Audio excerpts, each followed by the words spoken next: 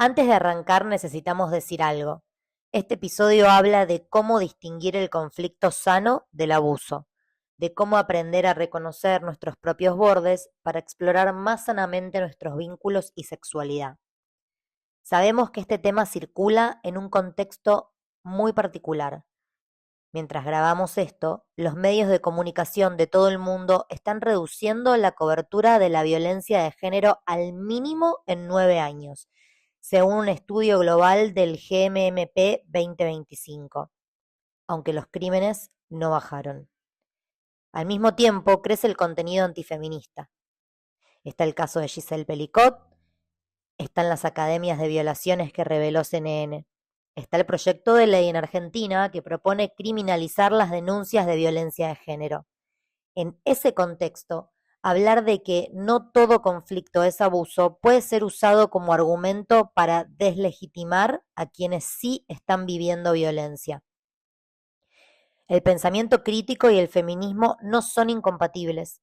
Aprender a diferenciar los propios bordes, las propias heridas, los patrones en el vínculo, no le quita peso a la violencia real. La Organización Mundial de la Salud define la violencia y el abuso sexual como cualquier acto, intento, insinuación o comercialización de la sexualidad de una persona mediante coacción, independientemente de la relación con la víctima o el entorno. Los puntos claves de esta definición son la coacción.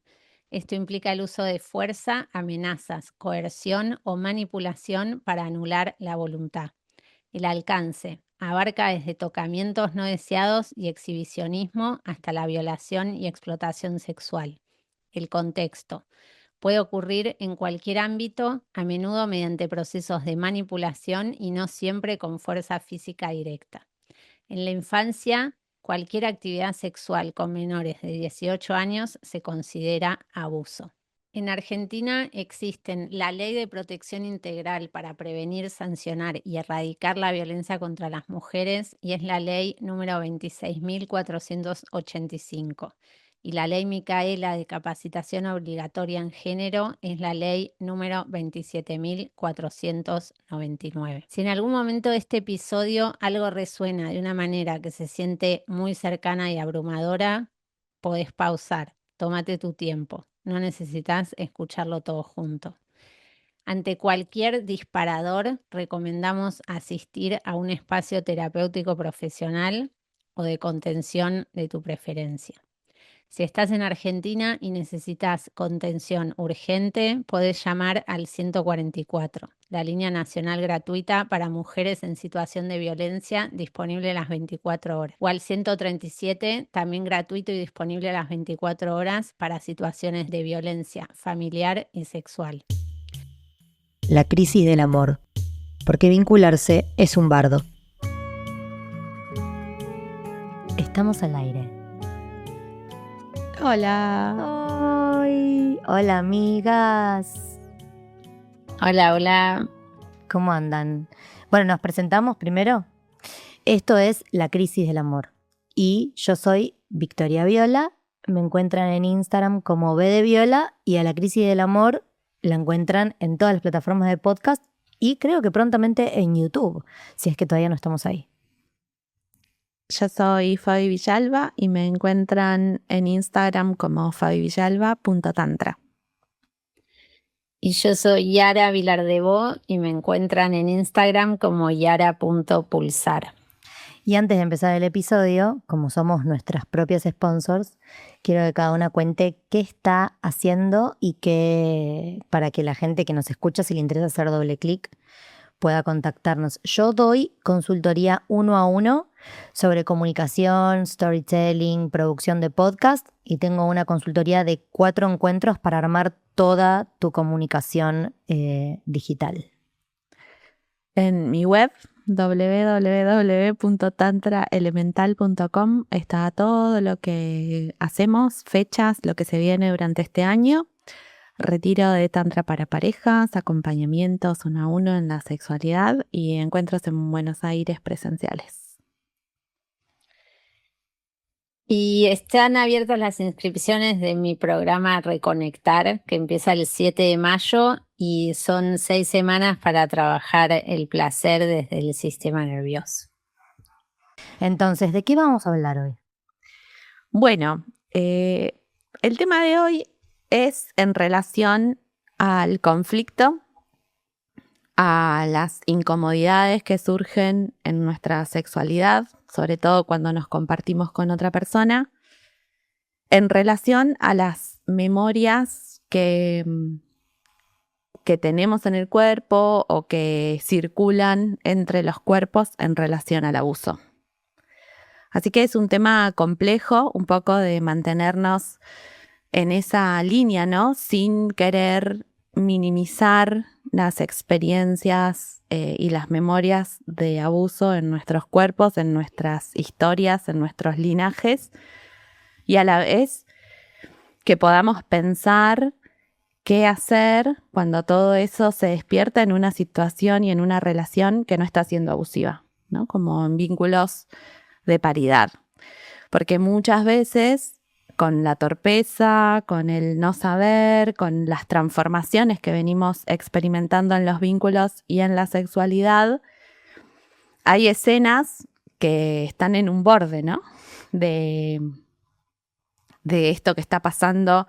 ¿Es violento? ¿Es abusivo? ¿Es un error? ¿Es un conflicto? ¿Es una diferencia? Bueno, ¿qué podemos hacer ahí? Así que siento que también un poco toda la mirada de Yari en relación al sistema nervioso nos puede acompañar un montón. Y nuestras experiencias, ¿no? Y lo que sabemos también que sucede con nuestras amigas, nuestras consultantes. Bueno, por ahí. Muy interesante. Bueno, siento que yo acá voy a ser la voz del popolo. Preguntaré más que nada. Bueno, primero lo que me parece como interesante es que podamos enmarcar y tener en claro cuándo hay abuso, cuándo una situación es abusiva. Que siento que a veces en este deseo y en esta necesidad de poder poner palabras a nuestras experiencias que estuvieron silenciadas durante mucho tiempo, terminamos nombrando a todo como abuso, ¿no? O violencia. Y el problema con eso es que si todo es abuso, nada lo es. Exactamente. Entonces, por eso es importante, siento yo, que podamos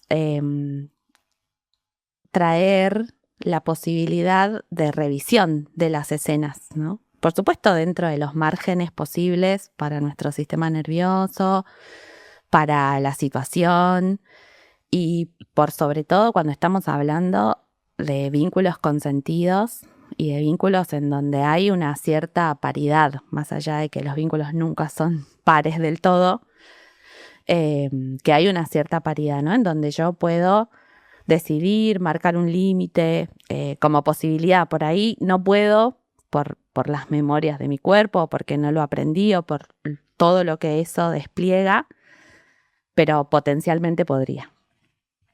Ok, entonces entrando ahí, ¿qué podríamos decir que es abuso? Bueno, hay abuso, primero esto, ¿no? Cuando la relación es asimétrica, cuando el otro tiene una posición de poder que es muy clara, de la que yo estoy en riesgo si me muevo de esa posición. Claro, llámese jefe, padre, tío. Llámese así, y también puede suceder, por ejemplo, en una pareja cuando yo no tengo ningún recurso económico para poder irme, mi supervivencia está en juego, o no tengo una red que me acompañe a salir de esa situación abusiva porque no tengo a dónde ir, ¿no? O cuando está en juego la salud mental también, ¿no? Como cuando hay un montón de situaciones en las que no me doy cuenta de que estoy en una situación abusiva y no tengo ningún recurso para salir de esa situación. Claro. En esos casos también podríamos hablar de abuso. Y sí es importante otro aspecto dentro de estas relaciones, de eso que se repite, que es sistemático, ¿no? Por supuesto que hay el abuso o escenas violentas o violaciones que ocurren alguna vez en una situación aislada. Pero en general en los vínculos cotidianos o en los vínculos, no sé, de trabajo, padre, todos los que nombraste, hay algo de lo que se perpetúa, ¿no? Sí, no es lo más común, aparte. Si vos ves los datos de abuso sexual en la adolescencia e infancia, por ejemplo, más del 80% de los casos de abuso es intrafamiliar y del entorno cercano. El depredador o la construcción del hombre que te agarra en un callejón es porcentualmente el menor. Exacto. Entonces, por eso también después siento que eso se traslada a nuestras escenas de vínculos cotidianos cuando queremos volver a vincularnos con alguien, si es que estuvimos en una situación abusiva en la infancia o en la adolescencia o mismo en la adultez, se dispara de nuevo esa memoria, ¿no? De peligro, porque se da generalmente en esos vínculos donde hay asimetría, pero es un poco difusa. Claro. Sí, y una cosa que quería sumar en relación a la definición del abuso, o sea, no sé si está en la definición, pero que me parece que no es menor, es que no tiene que haber violencia necesariamente, ¿no? Como que mucho del abuso que ocurre, por ejemplo, como decían ustedes recién, con un hombre adulto, con una niña o un niño, no tiene que haber necesariamente violencia para que haya abuso, ¿no? De hecho, la mayoría de las veces no la hay, y eso hace que sea como después, cuando crecemos, también mucho más complejo de poder como diferenciarlo a nivel del sistema nervioso, ¿no? Claro, Como violencia también, física como que, explícitamente, por ejemplo. claro, Ok. que no tiene No, que o haber como verbal. verbal, o como que puede ser de hecho un abuso enmascarado de como de situaciones de mucho como cariño y De cuidado cuidado, y sí. hasta, entonces es como muy confuso, Claro, ¿no? y también entender que el abuso no es solo sexual, como que también Totalmente. hay familias que son abusivas, no en lo sexual, pero sí en otros aspectos, familias y personas, ¿no? Sí. Y yo acá hoy quiero traer también la mirada de Schulman, que ella propone y tiene todo un libro y una tesis al respecto sobre que no todo conflicto es abuso.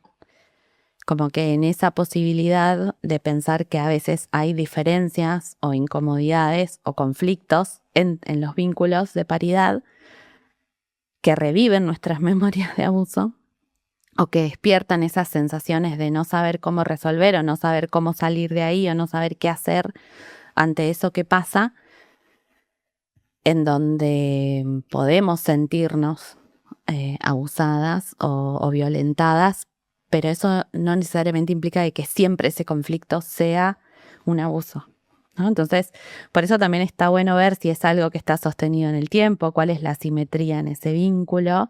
Y para eso ella propone algo que para mí está buenísimo, que es incluir a otros en esa posible resolución o en esa escena, ¿no? De poder contrastar con otros, con la comunidad cercana, eso que está sucediendo.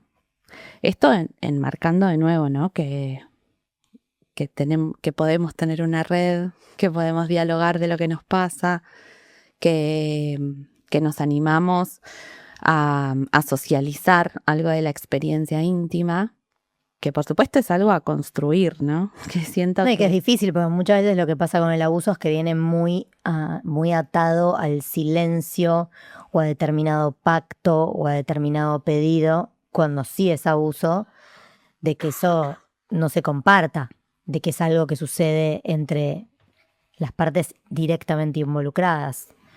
totalmente, y tenemos muy aprendido a no involucrarnos en la vida íntima de las personas, en lo que pasa en la familia, en lo que pasa en la pareja, ¿no? Como que esos son los lugares de poder también, en donde no podés meterte porque la familia sabe, porque la pareja lo puede resolver por sí misma, son problemas de pareja, ¿no? Que también fueron formas de control para silenciar el abuso real. Total. Entonces, desarmar todo eso creo que nos va a llevar un montón de tiempo, pero que está buenísimo que empecemos a nombrarlo y a pensar Sí. cómo, ¿no? Entonces ella trae la idea de que involucrar a alguien que sea de confianza por quien se sintió abusado o violentado puede colaborar a aclarar. Sí. Lo que ella propone un poco es socializar estas escenas y que sea la comunidad, que se elija, por supuesto, quien también ayude a resolver ese conflicto.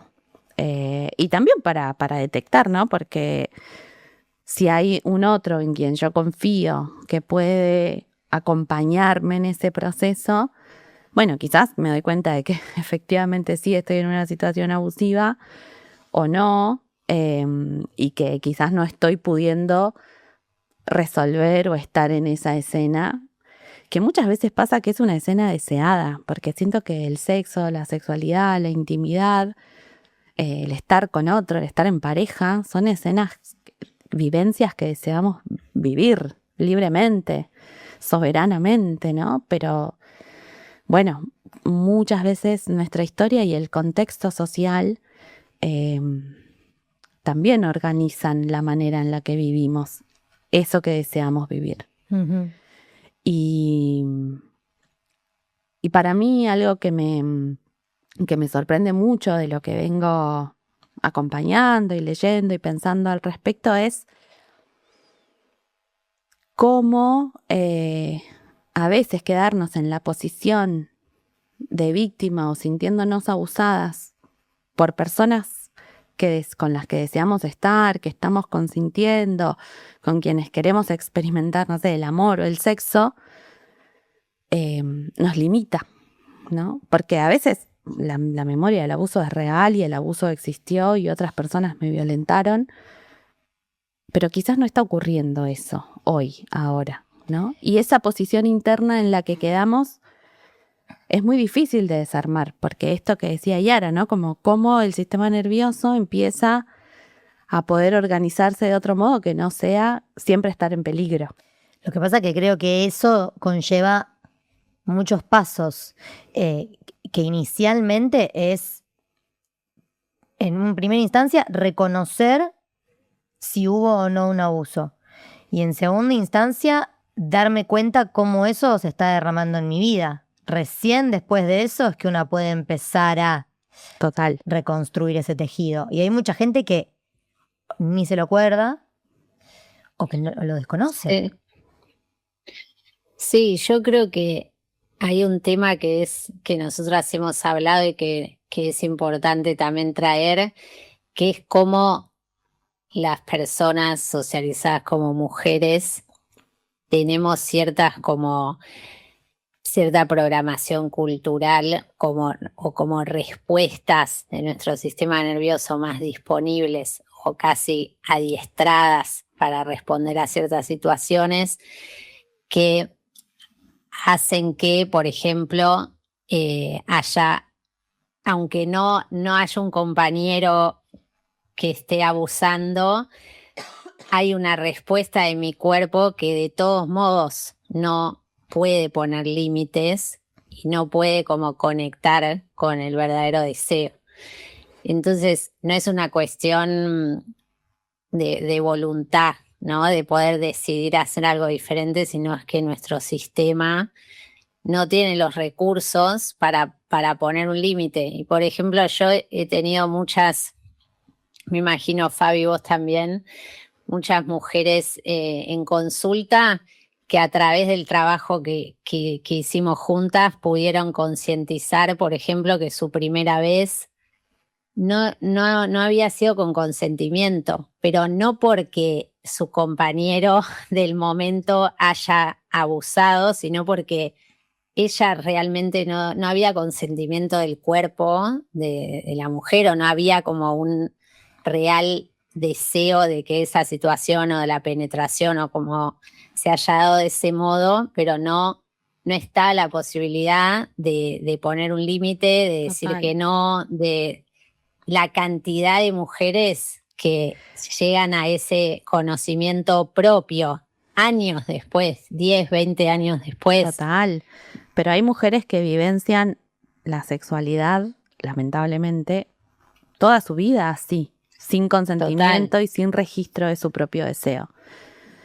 Bueno, y si las leyes, las leyes de que no es obligatorio tener sexo con penetración dentro del matrimonio, sí, en Argentina desconozco, pero en otros países, ¿cómo es en Argentina? Ustedes saben, porque No son tengo leyes idea. que hasta hace, no sé, en Francia hace unos años era legal que tu marido te obligue a tener relaciones sexuales Con penetración. porque, Desconocida, claro, me parece o sea, era tremendo. como, A Era la chequear. consumación del matrimonio. Lo voy a chequear para cuando saquemos el EPI para comunicarlo. A mí me parece que hay un concepto que yo lo aprendí hace, no sé, 6 años y que lo hemos hablado en este podcast, que es el de consentimiento entusiasta, que a mí me parece súper importante, porque muchas veces,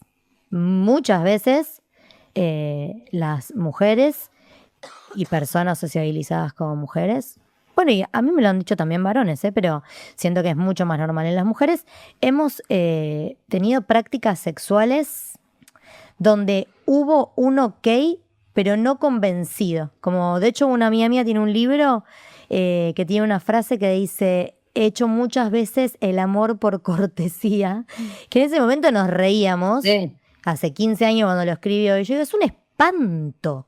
Claro. Es tremendo. ¿Y cuántas personas que conozco yo, súper privilegiadas dentro de un matrimonio, tienen encuentros sexuales sin ningún tipo de deseo, como prestando el cuerpo para la práctica? Pero muchas mujeres también acceden a la práctica porque les es más fácil acceder a la práctica, poner el cuerpo disponible para eso, que bancarse todo lo que le pasa al chabón cuando está enojado por no coger. Y sí. eso, perdón, voy a entrar ahí en el terreno pantanoso. ¿Eso es abuso? Esos son los límites en donde es un pantano, ¿no? Porque yo estoy consintiendo sin deseo. ¿Y por qué me estoy quedando ahí? ¿A qué responde? O sea, ¿por qué mi cuerpo responde de esa manera? ¿Porque no puede defenderse? ¿Porque no quiere defenderse? ¿Porque no sabe cómo? Porque le da miedo. Porque le da miedo. Bueno, y también depende mucho de quién es ese varón, cómo se está dando ese vínculo, ¿no? Porque lamentable, así como nosotras no registramos que en nuestro deseo y que acceder por cortesía nos causa daño, los chabones no se dan cuenta que no estamos calientes ahí. Y eso es triste porque habla también de lo desconectados que están. Eso va por, como hablábamos en el episodio pasado, yo creo que tanto educar educar en el consentimiento como tanto en el consentimiento propio como en reconocer y yo que me dedico a esto, y vos, Fabi, decime si no te pasa, a mí me sigue siendo un desafío, como no es que la tengo reatada el consentimiento de mi cuerpo, o sea, muchas veces me doy cuenta como, y siento que no, y bueno, como que un poco Es le que paso por frustra. arriba, o sea, A mí me pasa nada que- y me frustra por eso tocar creo ese que es borde de, re- ay, no estoy, la verdad, para esta hora. Totalmente. Y que por ahí es una y persona si nos que pasa a amamos. nosotras. Exacto, Es como que nos pasa a nosotras que en vínculos seguros que trabajamos de esto, imagínate, una persona ni siquiera tiene estas cosas, pero, perdón, pero volviendo, como que es esta educación sexual tiene que estar desde la infancia Y por eso es tan y importante la educar a ESI. los varones, o sea, educar tanto en el consentimiento propio como en lo que traías, Vic, recién, en cuál es el tipo de consentimiento, porque tener sexo para que vos después no te enojes, eso no es consentimiento. Bueno, por eso yo Sí. voy a equivocarme en 1000 cosas, pero yo, por ejemplo, en la crianza lo retrabajo. Viste que los 3 somos mamás de varones, los varones se ponen muy físicos en la crianza. Y al principio son chiquitos y hay algo de no comprender, no sé, cuando tienen 2. Pero igual yo desde muy temprana edad siempre le planteé a Florentino como cierto margen y que mi cuerpo no está todo el tiempo disponible para su goce o su necesidad. Sí, igual esto, o sea, por supuesto que ya sabemos, ¿no? Todo lo que los roles de género y lo que cómo nos educan a varones y a mujeres trae. Pero creo que también todo esto del consentimiento, de cuando el otro está realmente disponible, trasciende algo del género. Como que también nosotras muchas veces tampoco registramos y sabemos cómo es que el otro esté realmente disponible para lo que queremos vivenciar. A veces en el sexo se hace más visible porque uno tiene pito que se le para o no, nosotras nos mojamos o no, pero esto también se traslada a un montón de escenas de la vida cotidiana en donde queremos, no sé, una forma de encuentro y que el otro esté disponible como yo quiero, como yo necesito. Y no solo vincularmente a nivel sexoafectivo, también pasan las amistades. Total. Entonces digo, creo que este tema, y me lo pregunto también, ¿es abuso o no es abuso? Bueno, claro, si el chabón después me hostiga porque no cogemos, y está ahí. Pero Sí. muchas veces también pasa de que no le puedo decir que no, como dice Yara, y por ahí el chabón me reentiende si le digo que no.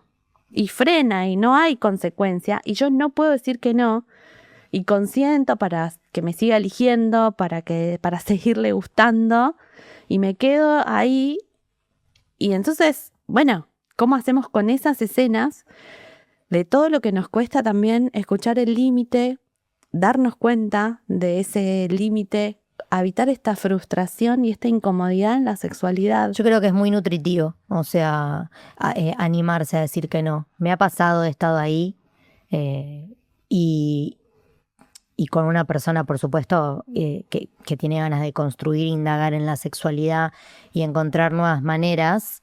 Y generalmente lo que hay del otro lado del no es como muy blandito cuando es bien recibido. Es muy blandito, es vulnerable y trae una información súper valiosa. Total. Pasa que da un miedo Sí. decir que no. Yo quiero traer acá algo que yo hablo un montón, pero por seguro hay gente que no lo sabe. Una a veces está muy en el nicho y después salís. Y quiero traer el concepto de la complacencia como una respuesta traumática, porque me parece súper importante cuando hablamos de poder decir que no, porque hay muchas mujeres que se sienten muy culpables, que se sienten como poco empoderadas, pues no pueden poner límites, pues no pueden decir que no, o son súper empoderadas en otros lugares y no pueden poner límites, y es como, para mí es un momento histórico justo en el que hay como mucha vergüenza cuando no podés poner un límite. Y quiero traer el concepto de la complacencia, que es se conoce, de hecho, desde hace menos tiempo que las 3 respuestas más famosas de nuestro sistema nervioso ante una percepción de amenaza, que es la lucha, la huida y el congelamiento. Hay una cuarta, que es la complacencia, que en inglés se llama phoning, y tiene que ver con justamente desarrollar la capacidad de que el otro no se dé cuenta de lo que te está pasando, es decir, mantener ciertas señales de conexión social, como por ejemplo sonreír, apaciguar, digamos, como que sonrío, tengo una voz dulce, mi cuerpo se achica, o sea, no ocupa espacio, y lo que buscamos justamente es agradar al otro, poner a los deseos y las necesidades del otro como una manera de buscar seguridad. Y es una respuesta que es súper común en las personas socializadas como mujeres y muy común en las personas que tienen trauma complejo, que es lo que ustedes estaban hablando antes de las experiencias de vida en las que hay violencias o abusos reiterados y sostenidos en el tiempo, se llama trauma complejo, ¿no? Entonces, cuando nosotros aprendimos a agradar y a poner al deseo del otro como un mecanismo de buscar seguridad, por ejemplo, un niño que ante la agresión de su papá lo que aprende es a sonreír y hacerse el tierno para que su papá baje la violencia, de grande vos podés saber cognitivamente que podés poner un límite y lo querés poner, pero para tu cuerpo no es lo suficientemente seguro. Total. Entonces va mucho más allá de animarte a decir que no. Es como que hay que hacer un trabajo de cultivar la seguridad interna suficiente para que ese cuerpo pueda decir que no y poner un límite. A mí me Primero repasa reconocerlo, perdón. que me cuentan algo horroroso y la primera respuesta de mi cuerpo es reírme.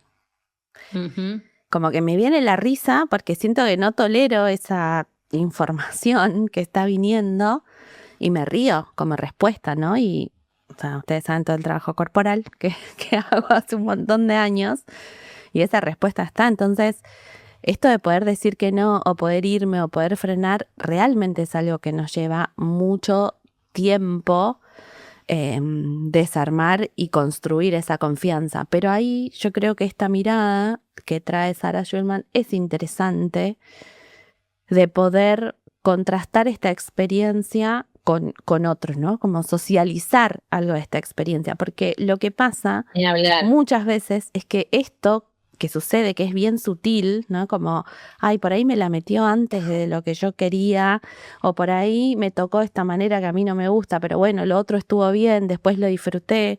Hay un montón de mujeres, por ejemplo, que el inicio del encuentro, del contacto, la pasan mal. Después que hay penetración, el cuerpo de algún modo se relaja y entonces, bueno, tienen un orgasmo, pero se bancaron un montón de cosas en las que no estaban cómodas o que no eran sus tiempos y sus ritmos. Ujú. Y entonces esa tensión y esa memoria queda, ¿no? Y después el contexto también me va diciendo un montón de cosas en relación a la sexualidad y cómo tengo que vivir el deseo y en lo íntimo me está pasando esto. Y todo eso hace que lo viva en silencio, que lo pase por encima, que no me dé cuenta o me doy cuenta en ese momento. Pero como no tengo espacios para poder hablar de esta cosa tan sutil o pequeña, ¿no? De los ritmos, de los tiempos, de cómo me toca, de cuándo me penetra, a veces ni siquiera con la pareja lo pueden hablar, que se vive con mucha culpa y vergüenza.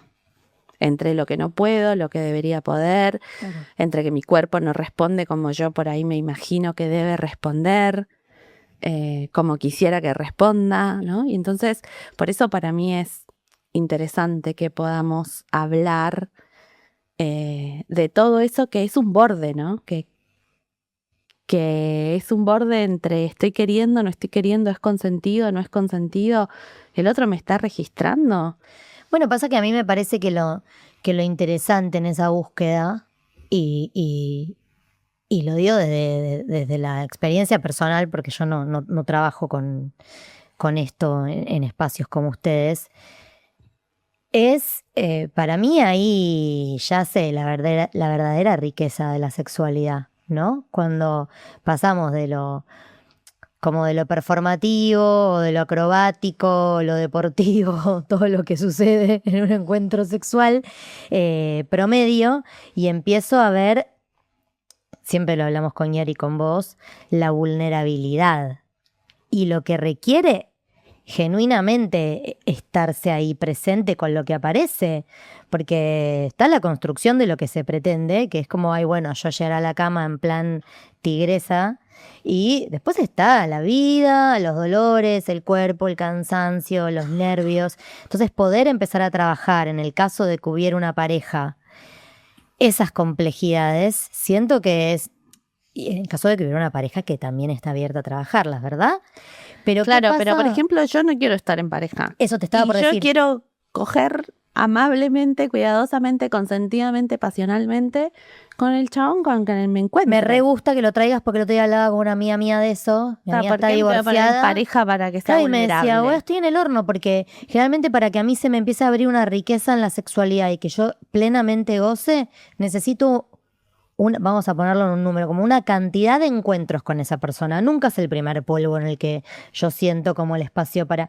Y como vienen estando los vínculos, nunca llego a ese número de encuentros para... Total, Entonces hermana, estoy te atrapada entre... Es pisciana también, quiero decir. Estoy atrapada entre mantenerme a paja, a pura paja, que falta la parte del contacto con el otro, o entregarme una sexualidad mediocre donde nunca llego al goce que quisiera.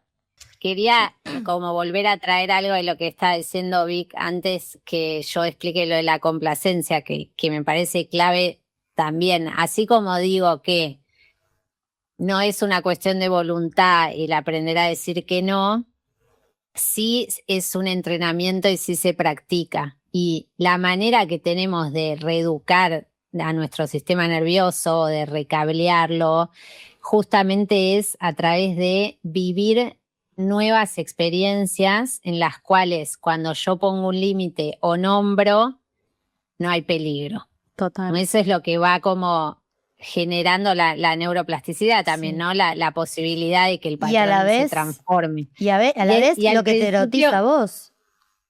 Perdón, te Total, interrumpí, como- pero te termina reerotizando poder abrirte y que del otro lado se reciba eso con dulzura. Claro, y por ejemplo, en relación al consentimiento del cuerpo, como si yo empiezo a escuchar que mi cuerpo es como, che, no, tipo, no estoy lista para que me penetren, y me doy cuenta que mi respuesta automática es, bueno, ya fue, me la aguanto, interrumpamos ese patrón, como que se necesita energía para decir, bueno, che, no, para, todavía no, pero ese tipo de nuevas experiencias, digamos, es lo que va a generar que vos puedas estar más conectada con tu cuerpo y que haya seguridad suficiente. Genera un antecedente para que vos sepas que podés nombrar tu deseo, nombrar lo que te gusta, poner un límite, aunque sea mega torpe, aunque te tiemble la voz, aunque te sientas una boluda, aunque llores cuando lo Total. hagas, como Total. ir haciéndolo. Y también para entrenarte mí, en eso. en lo vincular, sí, si estoy con alguien con quien me frecuento, hay algo de también poder hablar de esto por fuera de la escena sexual y avisar, Total. como que a mí a veces me pasa de que no estoy lista para la penetración y necesito que estés más atento a eso o que me repreguntes o que te fijes tocándome a ver si estoy abierta y mojada, ¿no? Como que también le puedo anticipar que eso me pasa si es una persona de confianza, chicas. Siempre esto, ¿no? Como no con cualquier chabón. Ya sabemos que cualquier chabón puede ser un pelotudo, forro, abusador.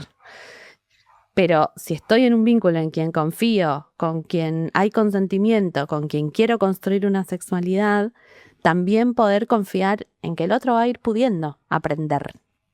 Claro, el desafío Sí, igual hablemos ahí- de sexo, o sea, empecemos a hablar de sexo mucho más. O sea, Pasa que hay una qué mierda instancia la previa. creencia. Siento que hay una instancia previa a todo eso que no es sencilla, que es como hacerse cargo de lo que lo que una vivenció y lo que una aprendió como placer, porque también muchas veces pasa que lo que nos erotiza es lo que nos hace daño, como el famoso sexo toxi, que es como con el vínculo toxi se despliega una sexualidad que con el vínculo seguro.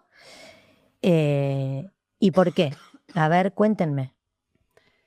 Pues primero porque vivimos en una cultura de la violación y de la pornografía, que nos dicen que eso es lo erótico, que eso es lo placentero, que ahí vas a tener los mejores orgasmos, que eso es sexual, y también después porque en esta hipersexualización del mundo, si somos sexuales como eso que nos venden, somos más valiosas.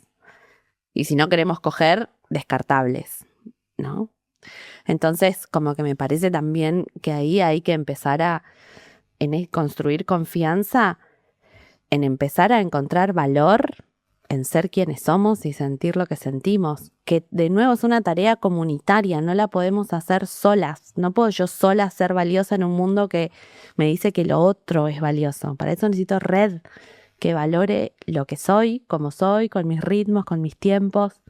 Es comunitaria y para eso también tengo que estar al servicio de poder reconocer al otro, a la otra y devolverle su valor original de ser humano. Sí, también para mí tiene que ver con que estamos muy programados o que aprendimos que el sexo es performático y es tensión y descarga constante, como un sexo mucho más conectado como al cortisol, a la adrenalina, a lo que Lo me hace hablábamos el sentir otro como día de la a la sexóloga. amenaza, ¿no? Y como, sí, yo nombraba Contalo. algo que me acordaba, me acuerdo de esa sexóloga Rampolla, ¿cómo era? Rampolla. Que me acuerdo que ella, o sea, decía que si no podías tener un orgasmo como mujer, tenías como que tensionar todos los músculos lo más que puedas, y si hacías eso ibas a llegar al orgasmo. Y es como esa es la visión y la experiencia que tenemos de la sexualidad, es la tensión y la descarga, ¿no? Y creo que eso tenemos también muy relacionado con el sexo que vos le llamás tóxico, y que el sexo, cuando hay seguridad del sistema nervioso, es un sexo que también mueve las emociones, ¿no? Y que a veces eso puede ser también desafiante, como el sentir la posibilidad de ir más lento, con mayor tono, información de sensaciones, el orgasmo que no es como necesariamente de pico y descarga, sino que es algo que se va como construyendo y sintiendo a lo largo de toda la experiencia. Es como que me parece que hay que, si uno quiere, reentrenarse, lo que vos decías, Vi, como reentrenarnos en qué es lo que es placentero, qué es el placer para cada uno, ¿no? Sí.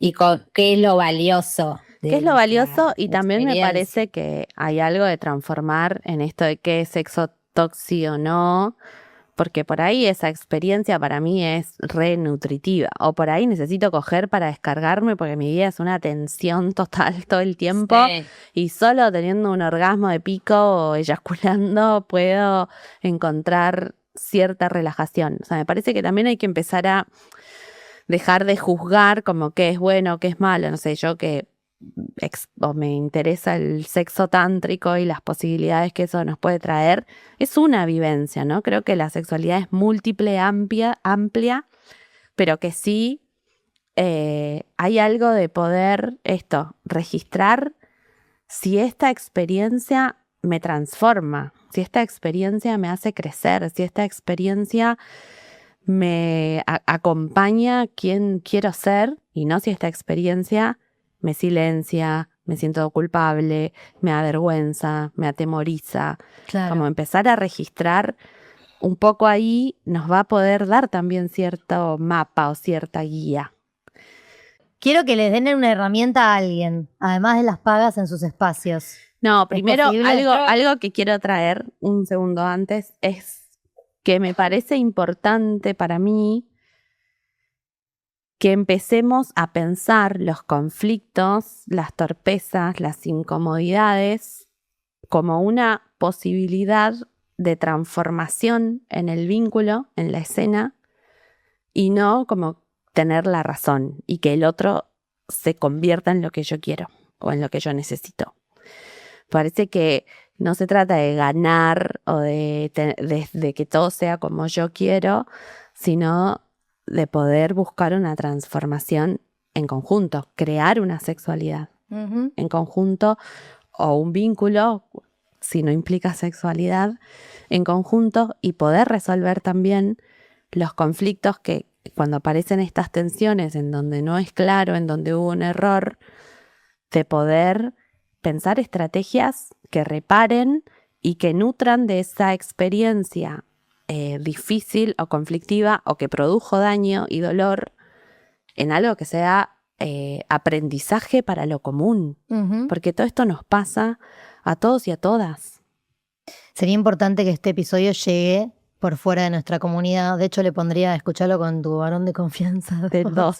Como que hay algo pero no solo con la pareja, porque de vuelta, que es para otro episodio, el intríngulis de una sexualidad plena cuando no tenemos una pareja estable. Vos, Yari, vas a decir algo. Yo quiero recomendar el libro que me recomendó Yari, Slow Sex, que ya me lo compré. De Diana Richardson. Una tántrica. La amamos. ¿Es tántrica? Mira. Sí. No, me encanta, Fabi, lo que traes y no puedo estar más de acuerdo en mi experiencia personal, sobre todo de los últimos 2 años. Cada conflicto, entre comillas, o cada malentendido o como desencuentro sexual que yo logré hablar, porque como ya me conocen, mi apego evitativo tiendo a desaparecer. Ya no tanto, además la Ya no publicidad que te tanto. haces, rehablas. Gracias por Más eso, rápido. gracias al trabajo. Gracias a que sos amiga de un apego ansioso que te dice, decí todo, decí todo.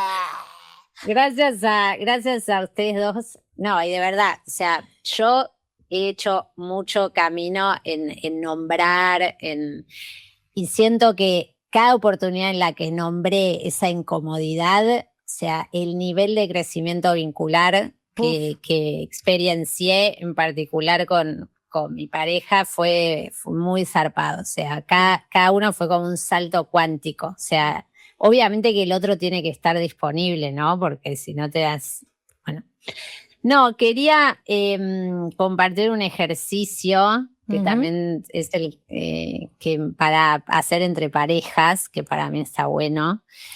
Cortito lo explico, que tiene que ver con el consentimiento y con poder como explorar, porque muchas veces no sabemos qué es lo que queremos, ¿no? Entonces no se trata solo de decir lo que querés en la cama o en la cocina, sino como explorarlo primero, ¿no? Entonces este es un ejercicio que me gusta, que lo haces con tu compañero sexual y te pones, por ejemplo, no sé, 3 minutos cada uno, y la práctica es que vos le pedís al otro algo que querés que te haga durante esos 3 minutos.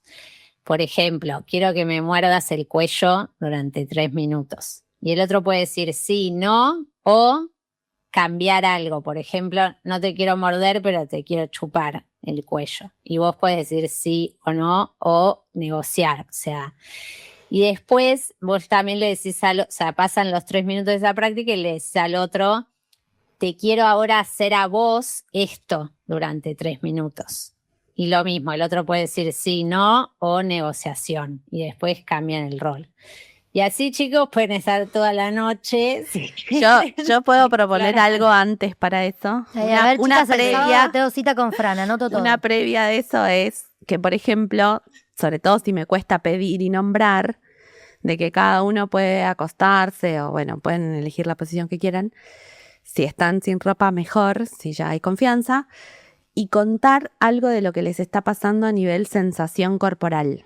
Como nombrar, ay, bueno, ahora esto me genera Pero voy a llorar con una presión en el pecho o una sensación o una calentura en el pecho, ¿no? Y entonces vos le contás eso y el otro puede responder, bueno, a mí esto ¿no? Y estar así un rato como compartiendo las sensaciones que circulan como un entrenamiento para después también poder pedir y poder contar lo que me genera, porque por ahí yo le pedí que me muerdan el pecho, bueno, también puede ser. Fabi, contame lo que le gusta en a el ella. cuello.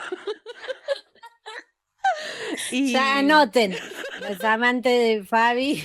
La buena mordida de pezón.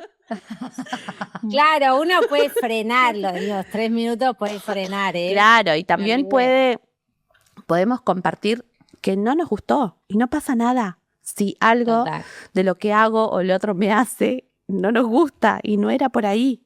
Como desarmar algo de que siempre nos tenemos que gustar y aumentar la excitación. Podemos jugar, encontrarnos, sentirnos, y eso es sumamente satisfactorio y erotizante también. Y puede ser pedir unos mimitos, puede ser pedir un abrazo. No, yo salté al cuello porque también me gusta, pero... Puede ser menos, puede ser un abracito para empezar. Y una última cosa. Pedir abrazos, yo creo que es un gran... es tremendo, me regula a mí. Bueno, ¿y? Una última cosa que no es, pero para cerrar este episodio, es que sí tenemos también que responsabilizarnos de las acciones que hacemos y que pueden producir daño. A veces, sin quererlo, puedo producir daño en la otra persona, puedo incomodar, puedo revivir una memoria y que soy responsable de acompañar eso, ¿no? Si estoy con alguien que me importa, que me interesa, es importante quedarme para la reparación y la contención La famosa cuando responsabilidad eso afectiva. circula.